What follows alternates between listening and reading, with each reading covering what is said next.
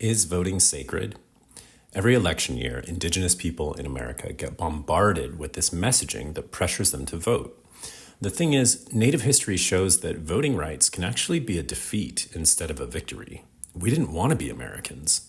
And American elections typically don't represent Indigenous interests. In the words of Clee Benally, no matter who you vote for, settler colonialism wins. Benally was Diné from the Navajo Nation. He wrote about Indigenous anarchism, and he was in a hardcore band called Blackfire. They used to play at Get Out the Vote rallies, but eventually Benally got a little jaded because of the Democratic Party's tokenization and exploitation of Native people.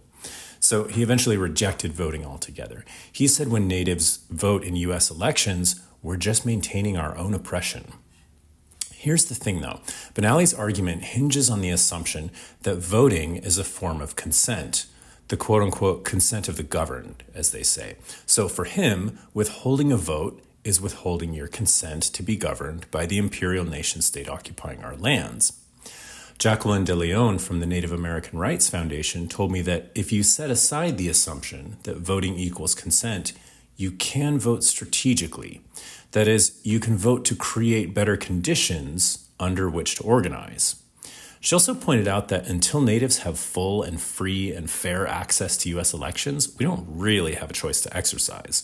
There's still a lot of voter suppression that we need to address before the time is right for conversations about whether or not we choose to vote. So what do y'all think? If you're Native, how do you decide whether or not to vote in U.S. elections?